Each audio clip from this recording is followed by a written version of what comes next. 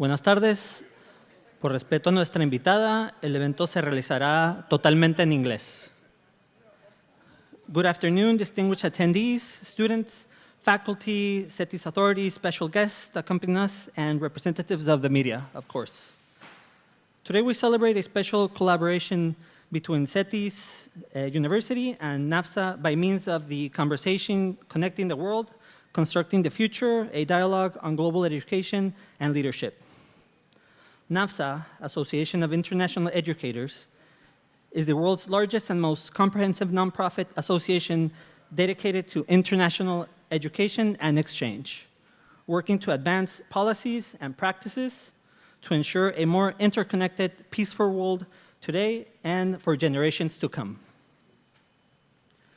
We will start this special event by introducing the following authorities who are accompanying us today. Please give a warm welcome to Dr. Fanta AW, NAFSA Executive Director and CEO.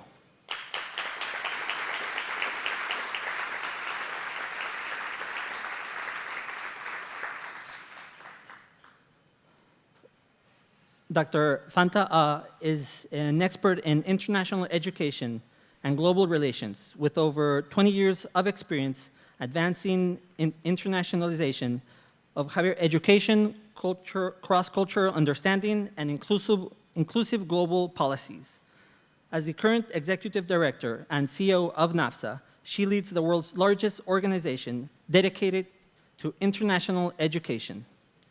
Previously, she held key leadership and academic roles at the American University of Washington. Originally from Mali, Dr. AW is known for her humanistic approach and her efforts to bridge cultures, support students' mobility, and advocate for international students' rights. Her work continues to inspire global collaboration and educational equity. Also, presiding this event, Dr. Fernando León Garcia, president of the CETIS University System.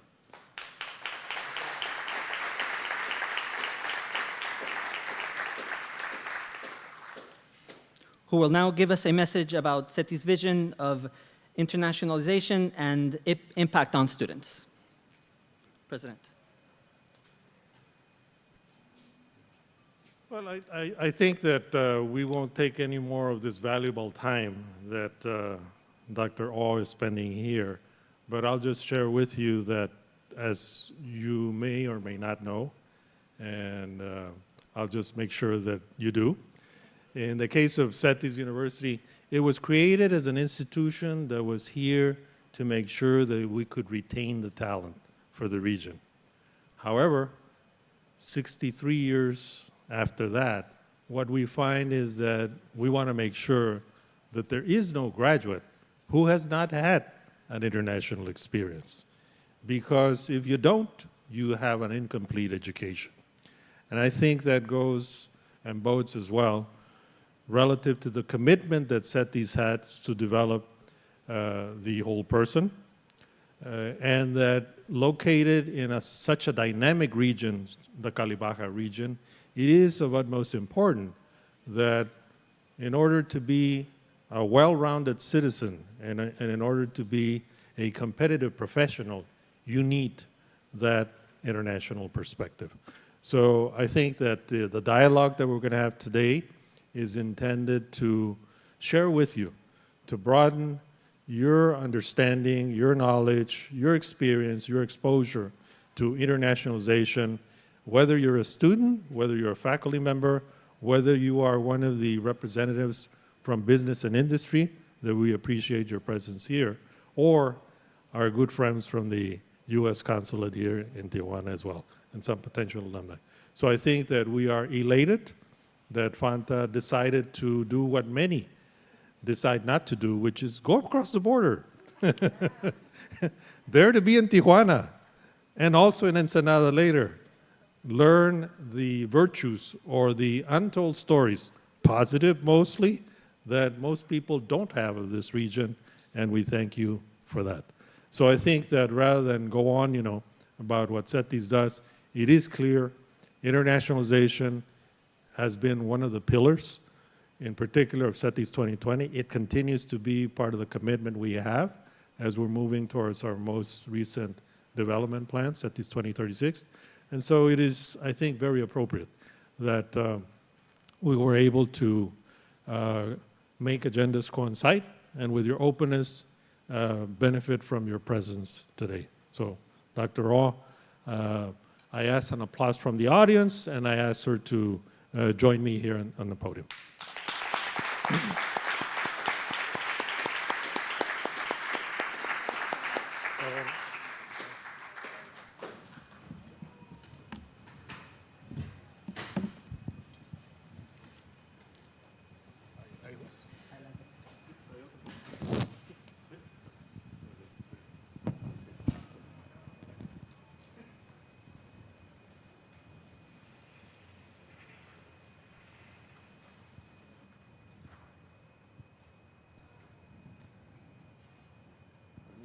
Estoy jalando los comentarios electrónicos.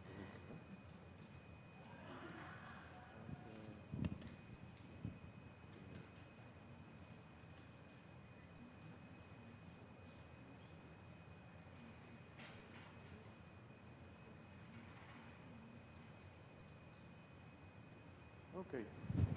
All right. So here we go. We're going to try to have a fluid conversation so that as possible there can be an opportunity for you to raise some questions.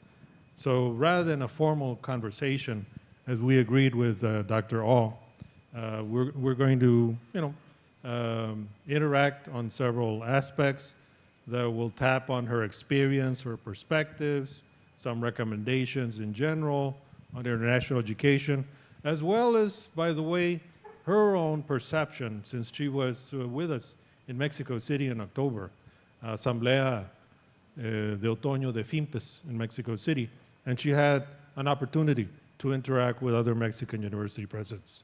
But let me share with you what was not said before, and that is that President Aw was previously president of NAFSA. In other words, you have a board, and then you have the president who operates on a day-to-day basis. So she was president of the board of NAFSA while at American University, and then later on she was selected. And all I can say is that I was guilty and part of that group that recruited and selected President and Dr. Aw to NAFSA, and we are definitely elated and most thankful that she agreed to leave, of all places, American University in Washington to join NAFSA. So in any case, here we go. So let's see.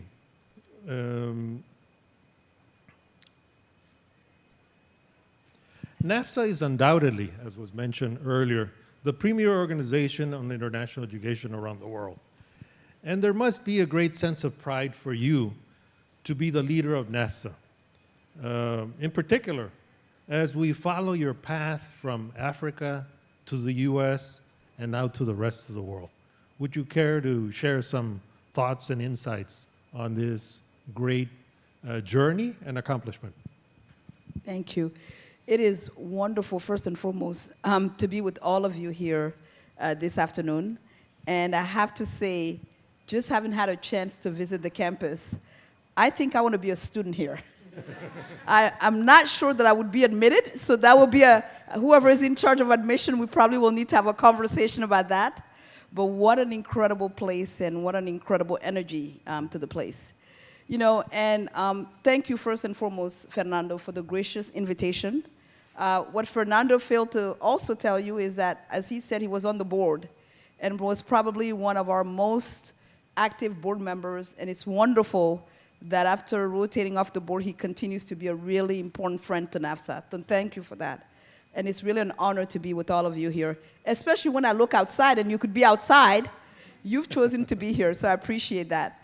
I think my journey is the journey of many, in that I always had an aspiration to get the best education that I could get. And I had known about the US because I had lived in the US for a period of time because my father was working at the World Bank for quite a while.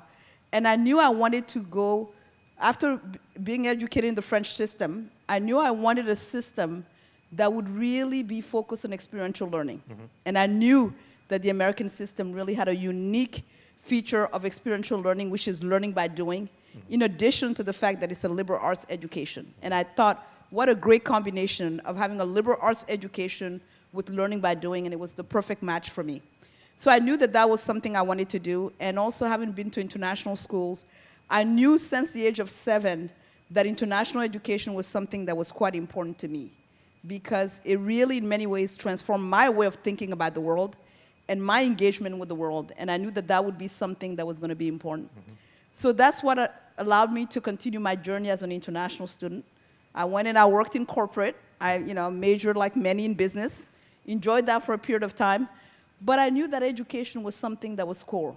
My grandfather on my father's side was a school teacher. My mother was a school teacher. So education had been in the DNA of my family for a very long time. And when I had the opportunity to be able to start working in international education, it just seemed right.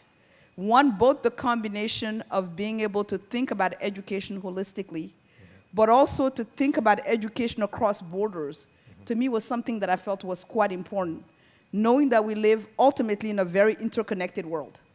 I often say the local is global and the global is local.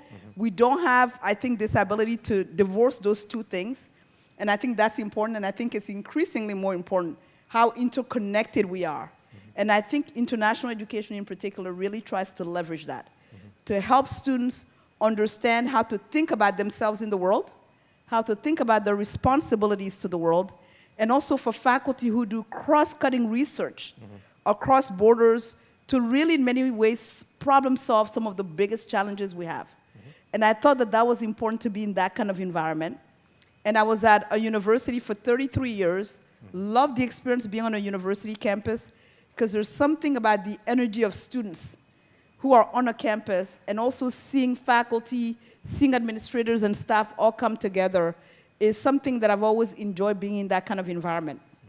What I think NAFSA has provided me that's been somewhat unique is that as an organization, we get to work with close to 11,000 members at over 4,000 institutions in over 140 countries. So I get the privilege of seeing the larger ecosystem of what's happening in higher education in the United States and in all different parts of the world. And as I travel in different parts of the world, as someone who's incredibly curious about and have a lot of questions about things, it allows me to continuously be a learner, because I feel that I learn every time I step on a campus, every time I'm engaging with faculty in different disciplines, or sitting down with students to learn about their passions and their dreams and aspirations, I become a learner. And I really, in many ways, appreciate that opportunity to continue to learn. That's been a big part of my journey.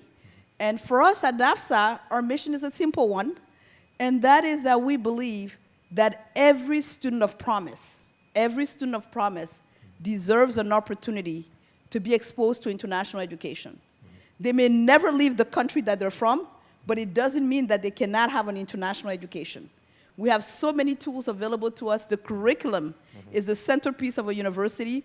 So internationalizing the curriculum, using virtual learning, giving short-term opportunities for students to be able to go abroad or to internship abroad, all of those opportunities are such that it is incredibly important in the 21st century that every student of promise have an opportunity to do that. And it doesn't matter your discipline. Whether it's you're an engineer, whether you're an artist, whether you're a social scientist, it does not matter your discipline. You can always have an international and an intercultural experience. And we think that that's incredibly important.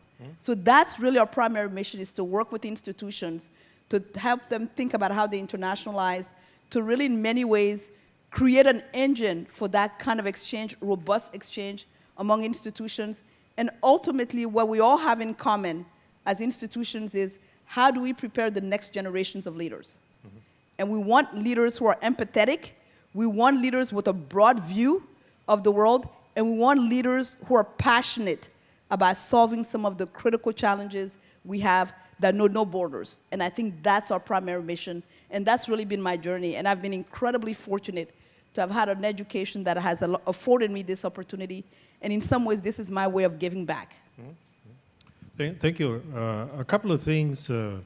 First of all, for the audience, in case you don't know, starting on Monday evening, actually officially Tuesday morning, NAFSA holds its annual conference. It is the largest single gathering regarding international education in the world.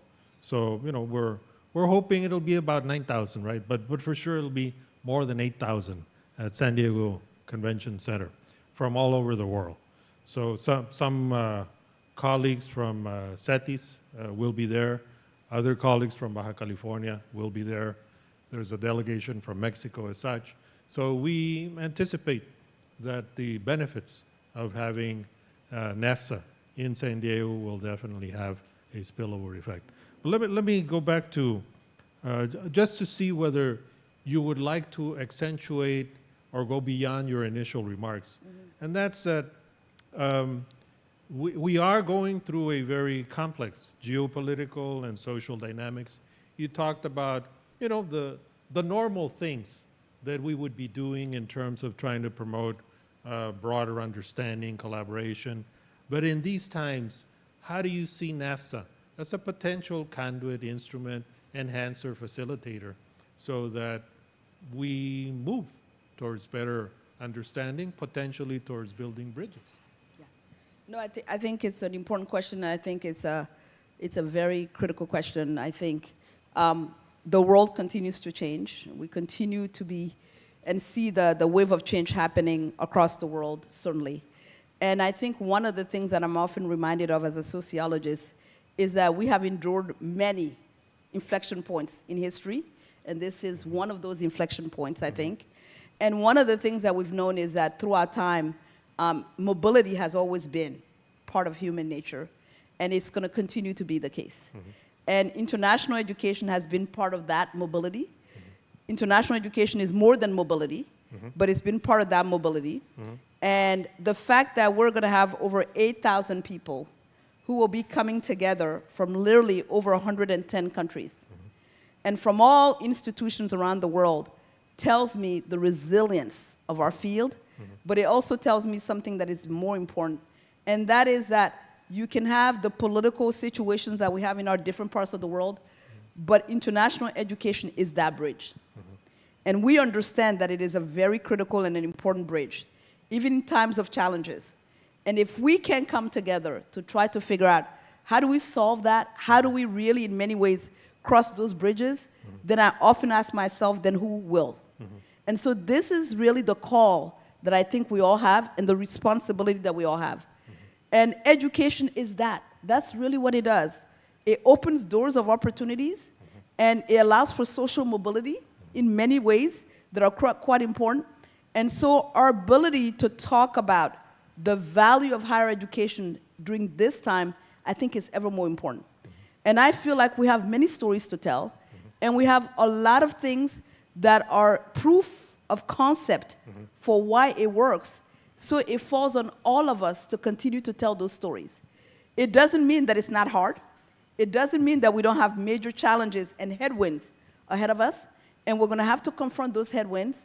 But at the end of the day, higher education and international education is that bridge. It is that bridge to understanding. It is that bridge to bring people together, even during times of great conflict. And so that's really the work that we have ahead of us, even with the challenges that are ahead of us. Good. Thank you. And I think that it is very timely, because if you look at the different conferences that higher education has had in the U.S., you know, the first 4 months of the year, 5 months, it's been how do we regroup, how do we organize, how do we move forward? And it was very telling, you know, at the AC annual meeting in Washington in February, that there was one session mm-hmm. that was international. Mm-hmm. It was the most positive session, yes. where everybody, you know, just wanted to see how collaboration could occur. Yeah. So I think it's very timely and very telling that NAFSA is happening in San Diego, as we say in Tijuana, in our backyard. Yes, yes, yes, yes. And that, you know, I think the message should get out. Yeah. So. Yeah. And I think the other piece about this that I would be remiss if I didn't talk about, I think one of the things that's quite important in our work of international education is humility. And that is the understanding that we can learn from everywhere. Knowledge is not the domain of one part of the world. It's not the domain of one part of society. There is the opportunity to learn from other places. And I think one of the things I'm most looking forward to, Fernando, with the NAFSA conference, is bringing this number of people from different parts of the world. What can we learn from it? And I think that's the invitation and the opportunity that I see here. And I think this is a time, because as we're looking at internationalization and international education, it looks different in different parts of the world. There's not one model and one approach. It has to be culturally responsive, and it really has to fit with the times. And so I think there's an opportunity for robust exchange about what we're seeing, what we're observing, where are we seeing pockets of innovations, where are the challenges, what are the barriers, and how do we together overcome those. I think that's why we need to have these spaces and the time to do so.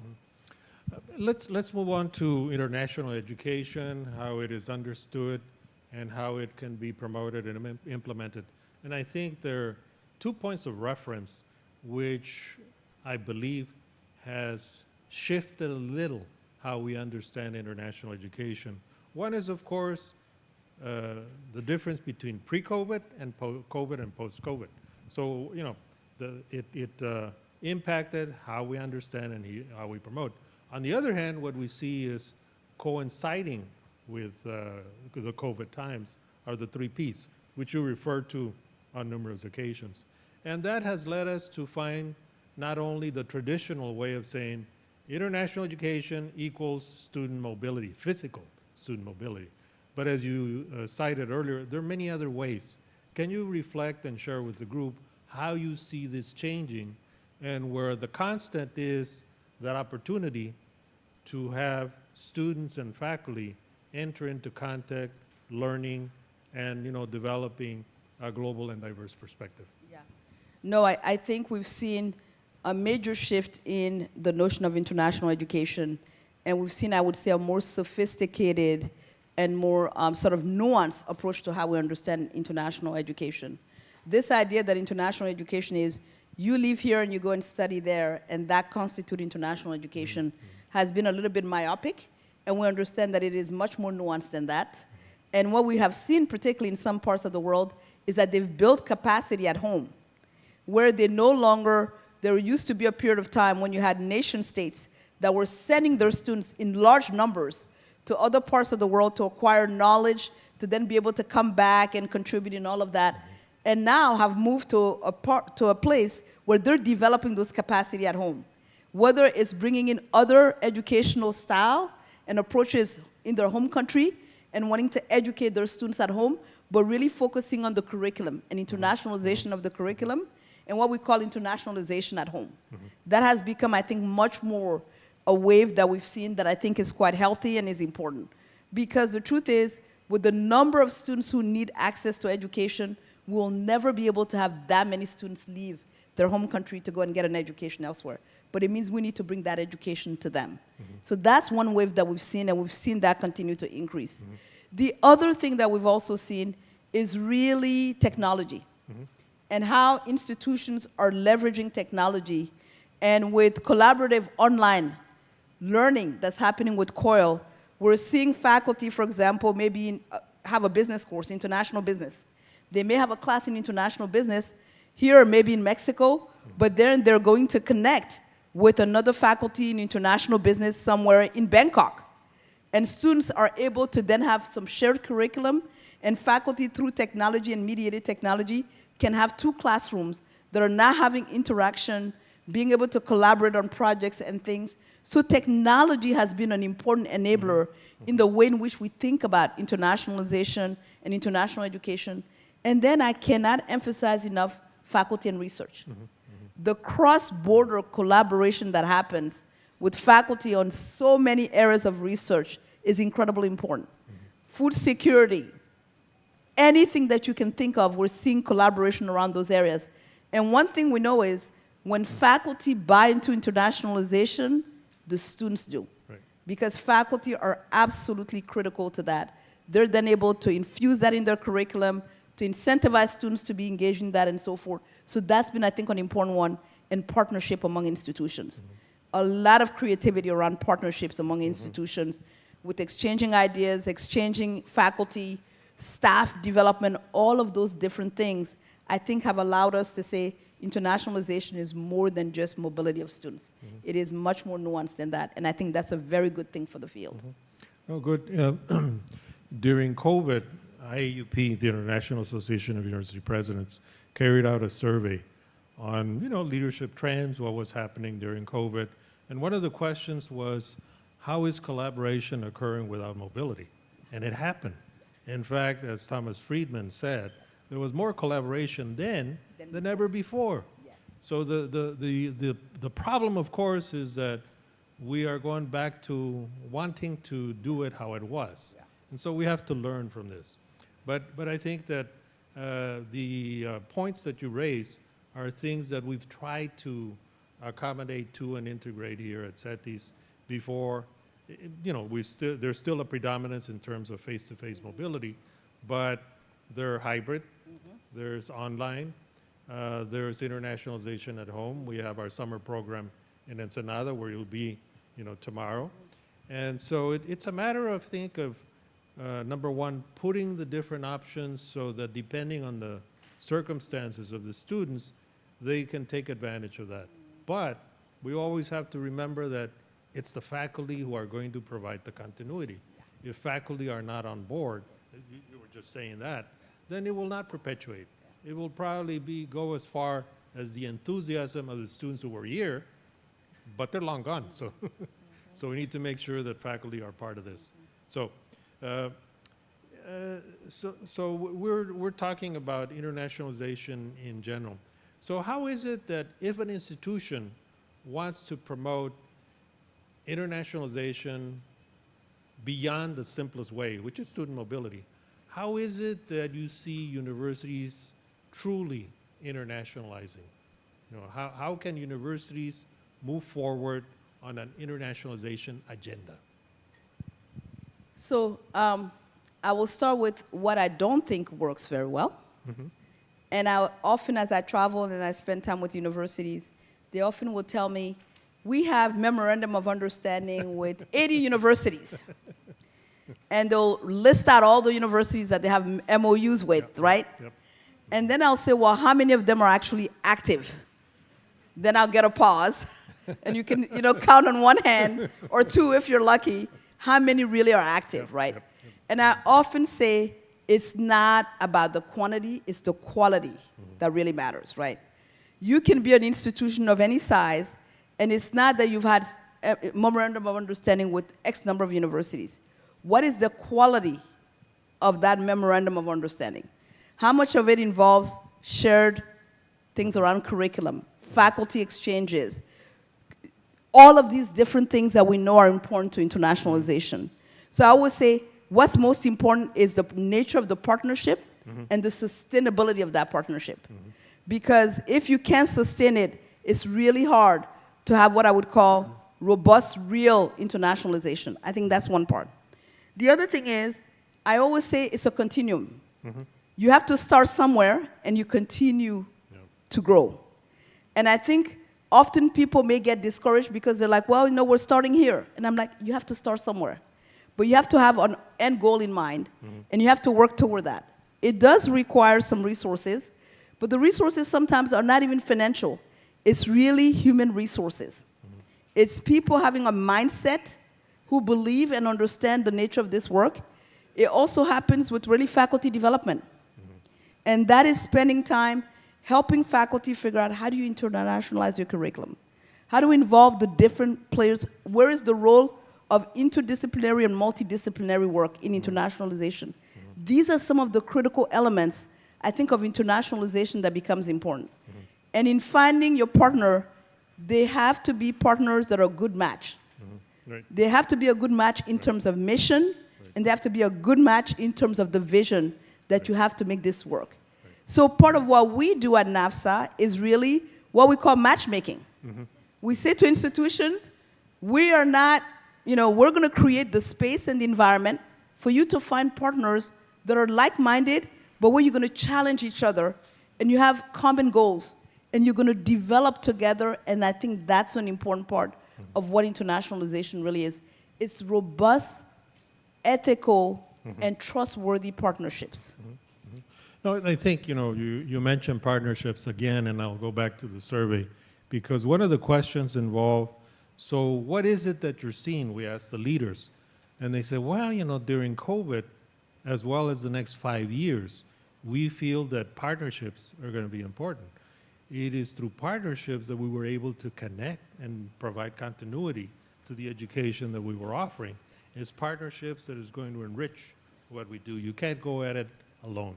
So partnerships is very important. And I think, as you said, meaningful and relevant activities or actions is really the name of the game, not MOUs. Yeah, so good. So let me go on to another question, and that's, you were in Mexico City. We can't say that and conclude that you're oblivious to what has been happening in Mexico and Latin America, but you had an opportunity to interact first with the whole assembly, and then we had a chat with the Internationalization Committee of FIMPES in Mexico City. What reflections and comments or observations do you have when you think about the interaction that you had with colleagues from Mexico at that point in time, which, by the way, now we're having a delegation of presidents and others from Mexico who will be at the San Diego conference. Yeah, no, it was fascinating, the conversations that took place in Mexico City. And there are a couple of key takeaways from those conversations that have stayed with me. One of those that I kind of had to remember again and again was how there was such an appetite on the part of university presidents who were at the conference to bring the institutions together toward a shared vision of how, in many ways, to project Mexico to the world. And it wasn't just to project, but to tell the story of the work that's taking place in institutions and the value proposition of that work to the rest of the world. There was a recognition that there needs to be more done in being much more intentional about that, and that there needs to be a coordinated effort in telling the Mexico story of higher education and international education, and a lot of energy around that. And we talked about Marco, Mexico, and how important that was. We talked about how Mexico really, in many ways, needed to brand itself as both a destination for the work that's happening with international education, but really in the kind of vibrant partnerships that it has across the world. That was one thing that really stuck with me. The second thing that stuck with me was I talked about how Mexico has an incredible diaspora community. Yes. An incredible diaspora community, and that could be very much your superpower if it was leveraged well and if it was harnessed well. And the interesting thing about that, which I did not expect, there were many who agreed with that and said, yes, if you think about Mexico and the diaspora is everywhere. And there's something about how you involve the diaspora back into the work that's happening. And then there were others who commented that diaspora was somewhat fragmented and that it's not as cohesive as perhaps one would imagine. And that was an aha moment for me, because in all my encounters with other Mexican counterparts, it wasn't something not being from the culture that I had picked up. And so there was a recognition that it needed more work for that to happen. That was the second piece that came in. The third piece that came in was that really when you think about Mexico, the rich civilization, the culture, the history, its geography, all of those different things, that internationalization at home could be really powerful here in Mexico. Just think about the geography. And from one part of Mexico to another, just the cultural differences and the historical pieces and so forth, that there was more opportunity to do some work in that area with some of the things that we talked about. But where we left off was the tremendous opportunity and promise and the energy that was there among the presidents to do more work in that space. I was very encouraged by that. Thank you. Dr. All referred to Marca Mexico, Marca Mexico is an emerging project where the reflection was, if despite of all the criticism and all the negative things that we see, tourism is that high up in the agenda of people from other countries, why can't we do the same in terms of education? So right now, we are working on Marca Mexico, and we've got private and public universities, working on this. We hope that later on this fall, if not early 2026, we might unveil this. But we're working with other universities so that, as they say, podemos poner a México en el mapa en lo educativo. ¿Sí? The other thing also is that it is clear there are many that are already well positioned. So you hear about UNAM, you hear about Tecnológico Monterrey. What you don't hear, by the way, let me share with you. In terms of mobility, we're #1 in the nation. 74% of the graduates have an international experience. That's the highest, even higher than Monterrey Tech and UDEM. But the challenge is, how can we turn around and work with others so that more are doing it? I think that's what we owe to Mexico. So what we hope is that in this event in San Diego, and then later on the Anuyas event, and later on the FIMPAS event, we can move and make some progress in terms of internationalization in Mexico. But at the NAFSA conference next Thursday, we're going to have a special session. And here I'd like to see what your thoughts are. You have, of course, been all over the world, but here in Tijuana and San Diego, in Baja California and California, we are we have a sense of pride of what we call the Cali-Baja region. And we tend to think that it's unique, dynamic, and the type of collaboration is very fluid, in education, in commerce, in social activities, and the like.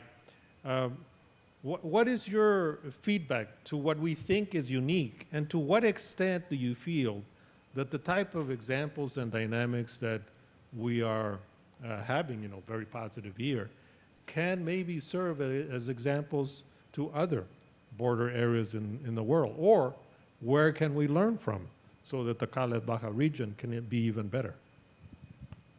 I have to say, when I was in San Diego last January, and I was at the Chamber of Commerce, and there were folks who had crossed the border, there were folks from San Diego, different parts, and we really went into some very important conversations.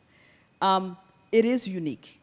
I have to say it's absolutely unique, the notion of trans-border that you have here. Having traveled in so many countries around the world, met with lots of different folks who are working in this space, there is something quite unique about this historical part and just how fluid it is. As I was having conversations, it was very clear on the San Diego part, as it is here, the pride with the understanding of being truly binational and what that actually means.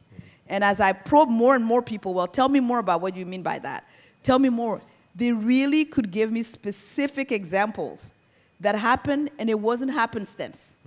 It was very intentional, it was sustainable, and it was on an everyday basis, and it was on an every person basis. That is what I think makes it so unique. Certainly you have some countries where you have some of those borders things that happen, but it happens in this segment, but not in the way that it was comprehensive and in the level of fluidity that it is.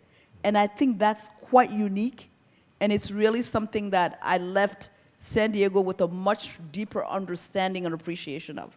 So I do think you all have something that is very unique. And especially at a time when we know that borders are so much more porous, where identity is so much more fluid, right? And I think in such an interconnected world, the fact that you've been at this for generations, really, is something that I think the rest of the world can learn from. And I think there's something about that that can be better. There's more stories, I think, that can be told about that. The other part about this that I think is also quite important is, depending on where you're situated, you don't always hear the positive stories. You tend to hear always the negative stories. You tend to hear the sensational stories. And I think it really does an injustice in many ways to the everyday people. So I do think there's an opportunity to really talk about the uplifting stories as well that are happening in terms of this trans-border exchange that's happening. And I think that's another opportunity that I saw as I was talking with people during the time that I was there.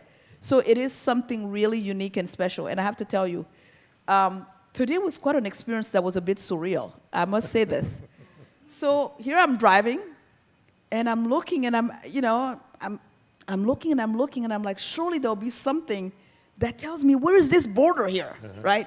I'm literally looking and looking for it. And all I saw was a sign that says, you're leaving the United States or something, and you can do a U-turn into US. Now, I wanted to take a photo, but I didn't dare. Because I wasn't sure, should I take a photo of this or not? But the point I wanted to make is this. You hear about Tijuana, right? How often have I heard about Tijuana, right? And I'm looking for something that is more of in my head than what's real. And it was crossing. It was a road. It was certainly police station.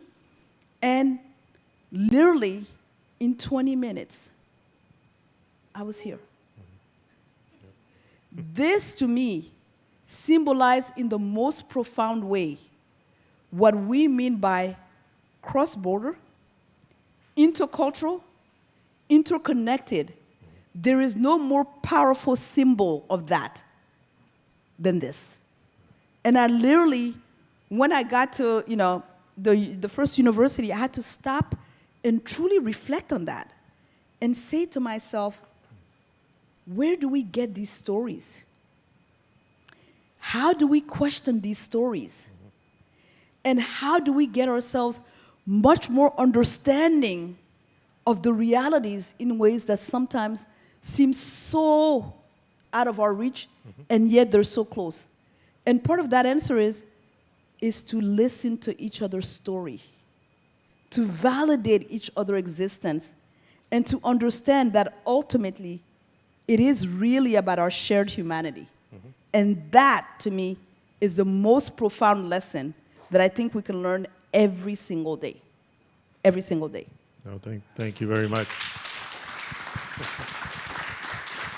And just, along those lines, just to share with the group as well, there is a binational group that is coming together and trying to work along several committees so that we can try to promote greater collaboration between Baja California and California. So we have Consul Kerber, Mexico in San Diego, Consul Teal, US in Tijuana. We have Rafa Fernandez de Castro, a Mexican who leads a center in UCSD. And we have the presidents from this side, we have the presidents from that side, coming together and documenting what is working, what is different, not the problems, but what solutions do we have, what success stories do we have. And, you might say, we have no problem.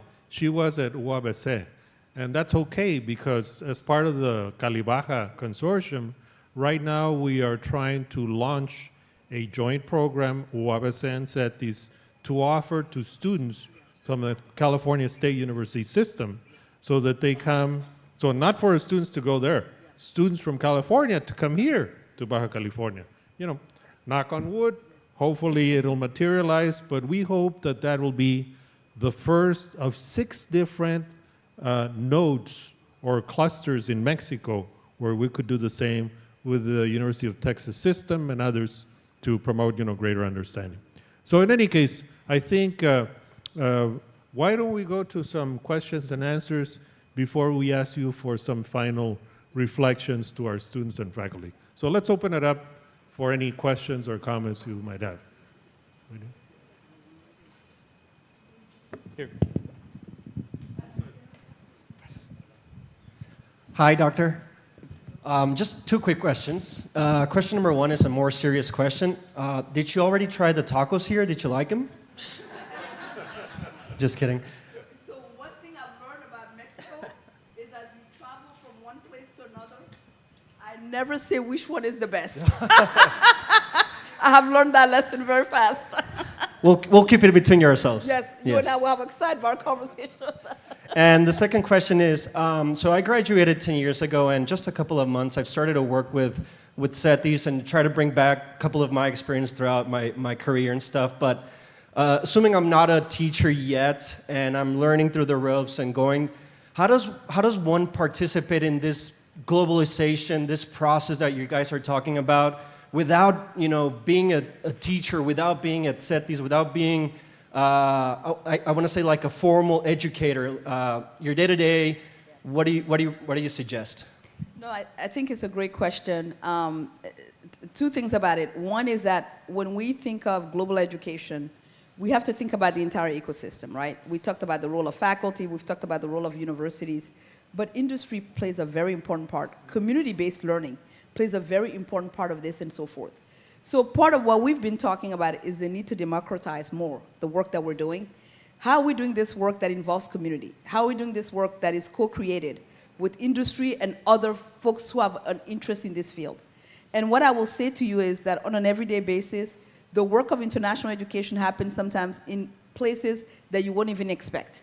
So for me, it's really important. First, it starts with an interest and a curiosity. That's the first place you start. The second place you go is to say, you know what? Understanding that whatever my field is, what might be other perspectives that I can gain from that? Whether it's through reading, whether it's through different forms of exchanges with others, etc. That becomes part of what international education is. It happens on a small level, it happens on a medium level, it happens on the large scale. But it's something that I think each of us can find a pathway that works for us.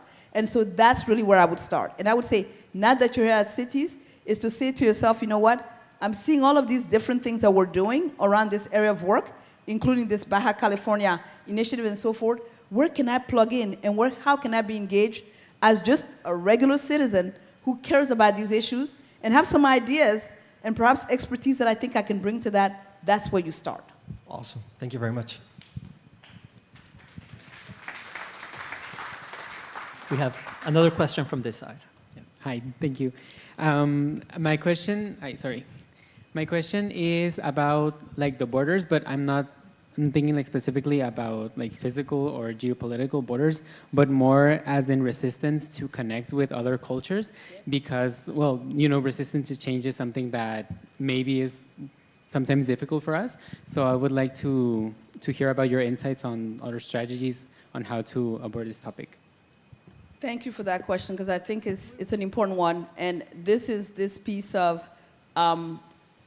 sometimes whether known or unknown or resistance to what I would call exposure to other cultures, other ways of being, and other ways of knowing.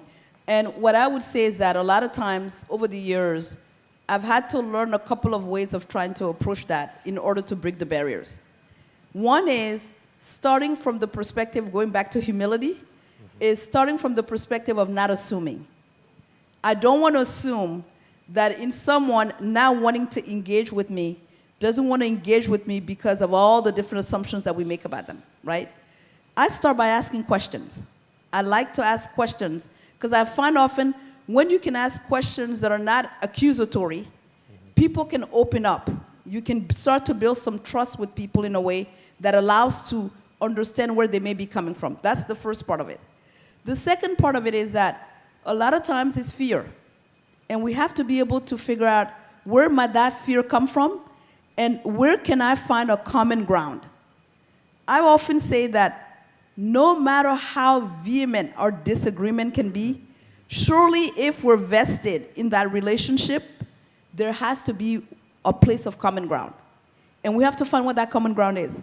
And I remember when I was at the university, I had international students who were coming from 125 countries. And we had countries that had been at war with each other historically for a very long time.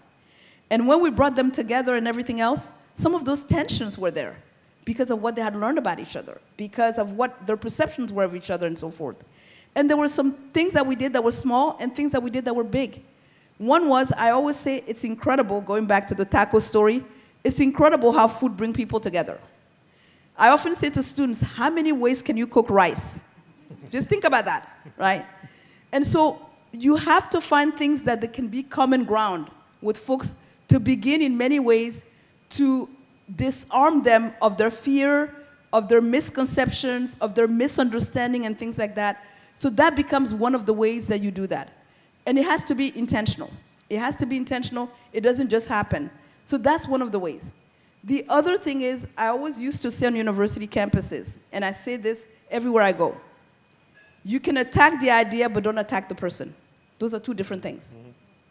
You and I can have vehement disagreement on many things, and I can still respect you if you're not attacking me, the person, but you can disagree with my ideas. And I think universities are made for that. And we have to continue to help students know how to do that, because it's not something that you just naturally do. As human beings, we don't like conflict of any kind, right? We usually flee, or we fight. It's often how we say in cross-cultural, is flee or flight, right? So you don't want people to flee because they're never going to learn about each other. You don't want them to fight because that's not going to solve problems. So the way you get at that is really to help students understand how to engage in difficult conversations and difficult dialogue that are necessary is one of the ways we go at that. It may not always work, but you have to give it your best try, and you need to know that if it doesn't work, you at least give it your best try. What I have found is 9 times out of 10, when we've gone through that kind of process that I mentioned, people break the ice. You begin to understand what is really going on, what is at the core. Then you know then how to begin to deal with that. Some of that is education, and they need to be educated and exposed to things. Other is just knowing that they're seen and they're valued for who they are first, because they've never felt that way. So I say this to sort of say, campuses are the places where this can happen. Lastly, this is something that I say all the time when I'm on campuses. Because we're in an era where there's speed of information, social media, and everything else, one of the things we have to learn and we have to help our students and our communities understand is when somebody says something or makes a mistake, we have to forgive. Mm-hmm. We're in a culture where one mistake is seen as you're done. This is not the kind of culture we want. We need to help people understand that we're all humans and we're going to make mistakes. The question is, are you willing to learn? Are you willing to admit that maybe you may have said something or done something that may have been seen differently by the other? But if people feel like they're not allowed to make any mistake because that's the end of it, then they're never going to open up. And that is something we have to create. Spaces to allow people to make mistakes. Know that they're humans and they're going to recover. That's very important. Great, great. Different doesn't mean that you're better or worse than the other. Absolutely. You're just different. Yes, yeah. absolutely. So I think we have, yes. Mm-hmm. Hi, Dr. Fanta. My name is Alejandra. I'm a faculty member from the business school. And my question is just related to that. I want to know more about your humanistic and your well-being lens. And my question is related to, aside to those skills related to leadership, what we need to do related to well-being and to become the next students to the next chief happiness officers. Currently, I'm working here with the support of CETIS Universidad in a research related to digital happiness, and I'm eager to know more about your perspective, because here at CETIS, we have this lecture, very special lecture, related to the science of well-being. First of all, I love this notion of the science of well-being. Here's another reason I want to be a student again. Here's another reason. I think that is such an exciting idea, notion of the science of well-being. I would say a couple of quick things about this. I'm 58, and it's taken me 40 years to learn about well-being, right?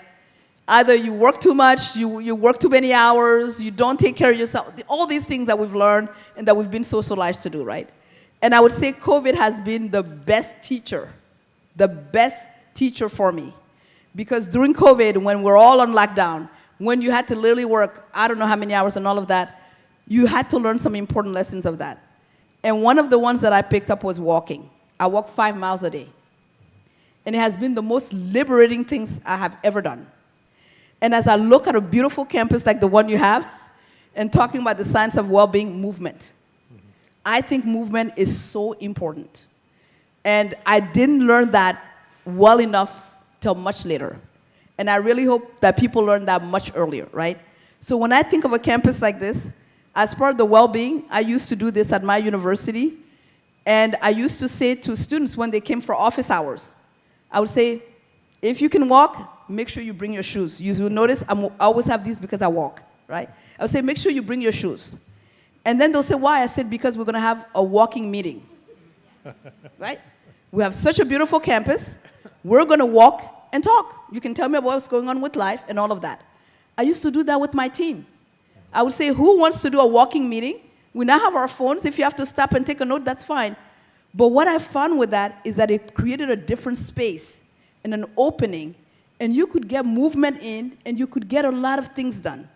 So the first place that I would start is to say, we need to start thinking about well-being as an everyday thing. It's not that you have to get dressed for the gym, and you have to get to the gym and get on the, that's great for some people. It works, but not everybody.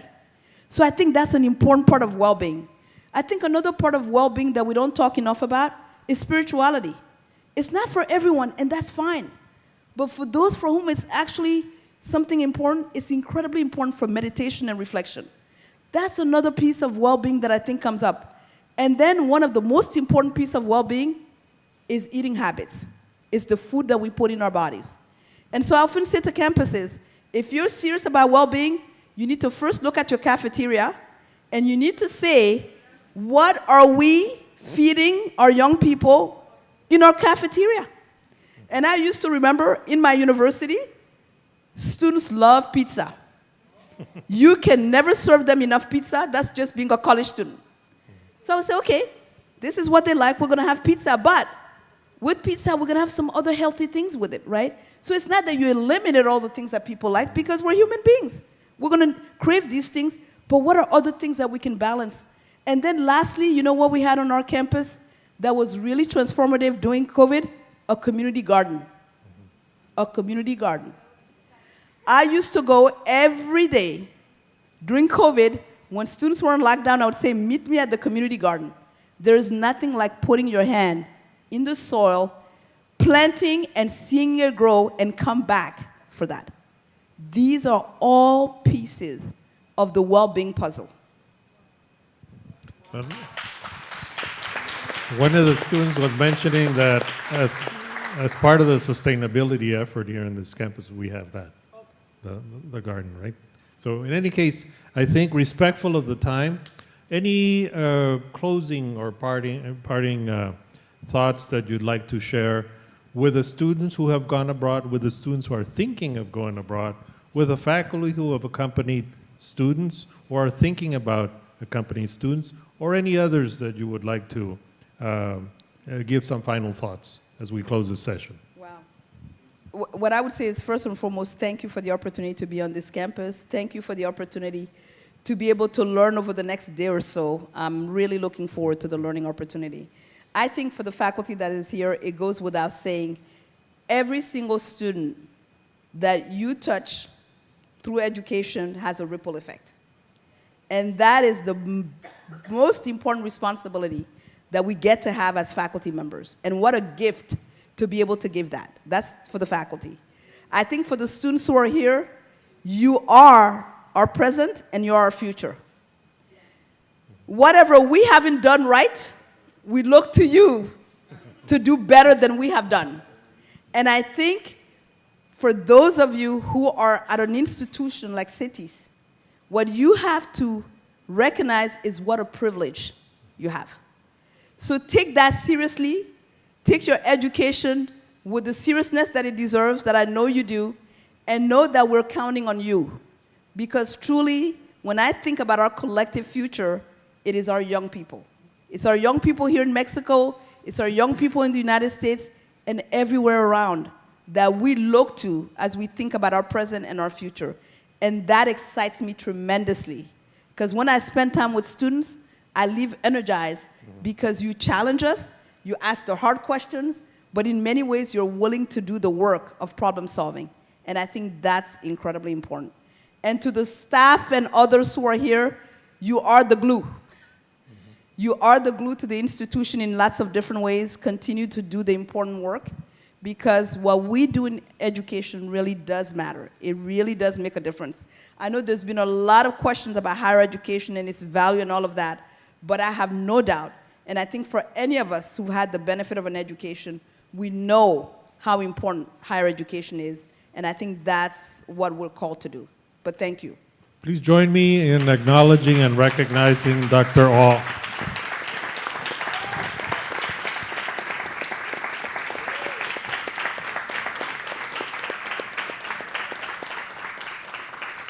Next, we